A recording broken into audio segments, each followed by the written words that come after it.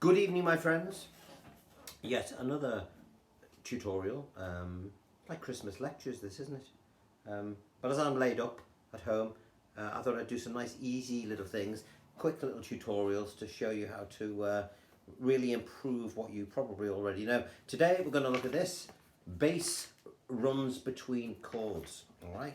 You know when you see guitar players and they're banging away on the guitar and it sounds like there's 2 or 3 guitars playing? Well, there isn't. It's just the fact that they're putting bass lines in between. I'll give you an example. I'm going to use these shapes that we played yesterday.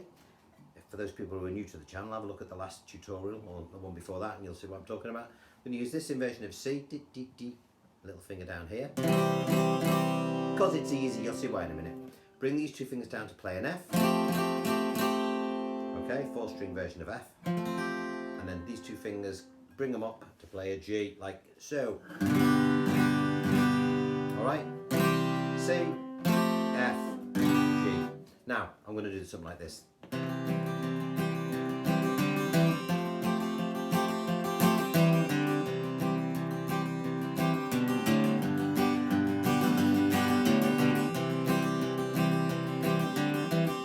The way the bass moves, da da dum, bum bum, da da dum, dum dum, da da dum, dum dum, da da dum, dum.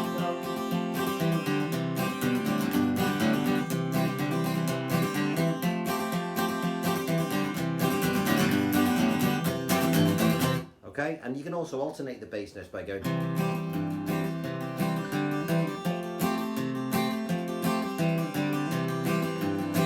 So it's like having a bass guitar in the background going.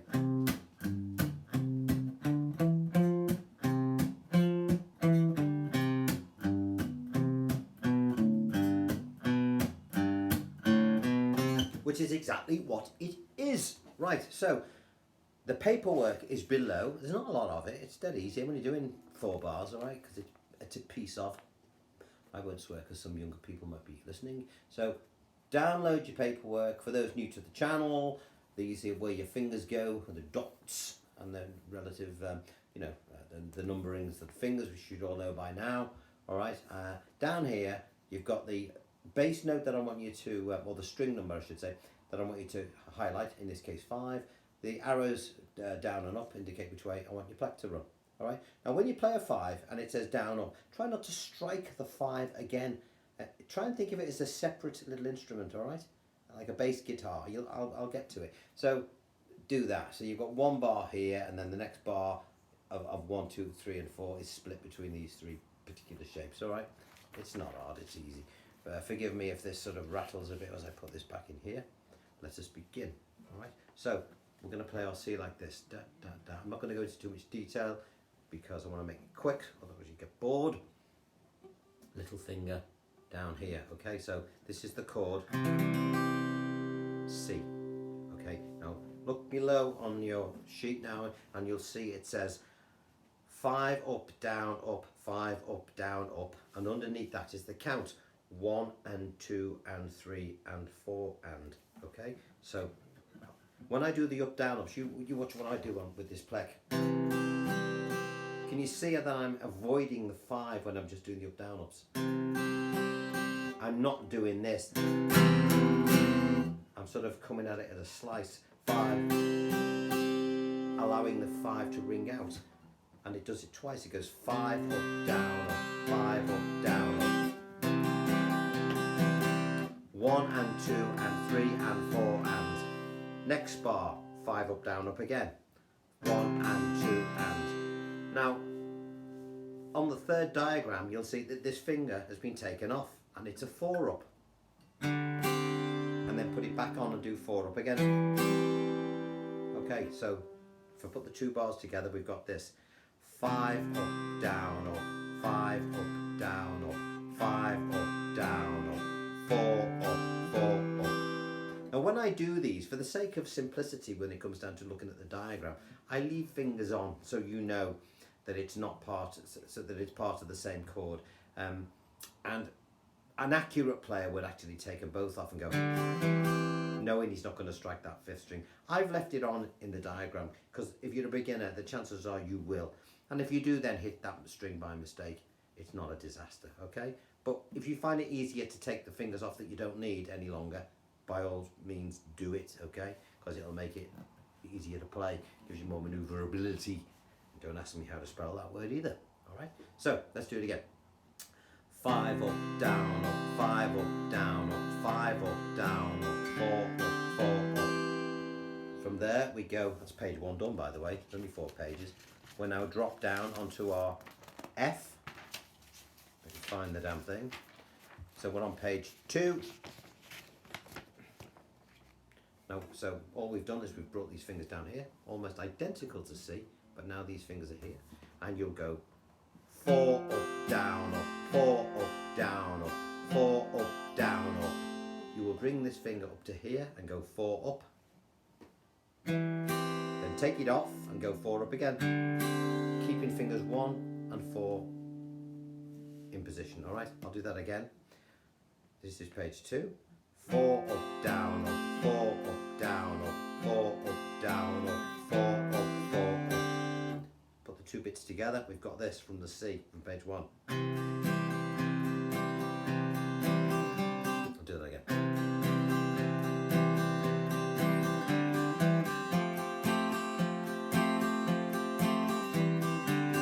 Did you see the way I took that other finger off when I was doing that C move? The first time I tried to leave it on for you, I bolted it up. Take it off, but just don't strike the string, all right? So we're back to C again, page 3. Same strum. 5 up, down, up, 5 up, down, up, 5 up, down, up. Now we're going to move to a G. How do we do that? We take this second finger and we put it on the 5th string of the 2nd fret and we go 5 up. It sounds weird when it's slow like that, but it sounds great when it's in with it at speed. And then take the finger off for the final beat and 5 up again. I'll do that again from beginning of page 3. 5 up, down, up, 5 up, down, up, 5 up, down, up, 5 up, 5 up. And then to the final chord, which is a G, page 4, and we've got 6 up, down, up, 6 up, down, up, 6 up, down, up, 5 up, 5 up. 5 up was just like this. Now again, I've left that finger on just in case you strike it by mistake, but it does restrict your ability to hit the 5th string. So, you know, there's a payback. You know, you can either take it off, but for God's sake, don't hit the 6th string and you'll be all right. Okay, I'll do that again from the G. 6 up, down, up, 6 up, down, up, 6 up, down, up, 5 up, 5 up. What happens after that? Start again. So, from this angle, okay, can you see that? From the beginning. 5 up, down, up, 5 up, down, up, 5 up, down, up, 4 up, 4 up, to F. 4 up, down, up, 4 up, down, up, 4 up, down, up, 4 up, 4 up, back to C. 5 up, down, up, 5 up, down, up, 5 up, down, up, 5 up, 5 up, to G. 6 up, down, up, 6 up, down, up, 6 up, down, up, 5 up, 5 up, and then start again.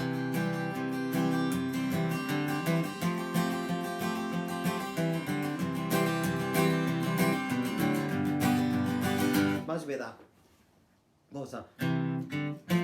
I keep my eyes open all the time because you're mine. I walk the line. Now, the other thing is, when you're looking at these chords here, say for example, you've got 2 5s there. You see these bass notes 5, 5 here. What you can do if you want to be a smart ass or smart arse, if you're watching this in the UK, right? You can, instead of hitting the 5th string twice, you can go like this and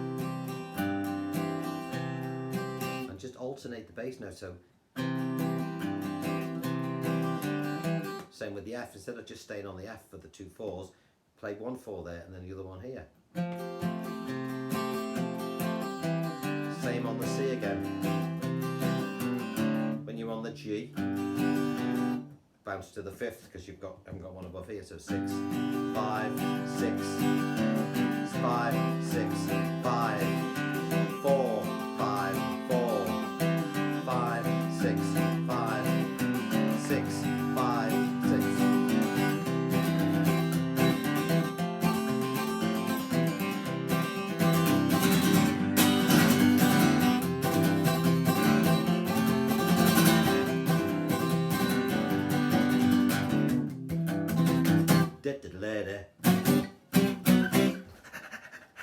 I'm getting better, as in physically. Had a bit of a snuffle the last few days, as I've told you about, but yeah, I can feel my old self returning with a vengeance, so beware. I hope you've enjoyed that impromptu little lesson. Bass runs, between chords, alright? Bass runs between chords. Short little lesson there, just to keep you going, and to build onto what we did yesterday and the day before, alright? You can do the same with the other shapes. You know, we did the G and the C and the F like this as well. Do you remember doing that?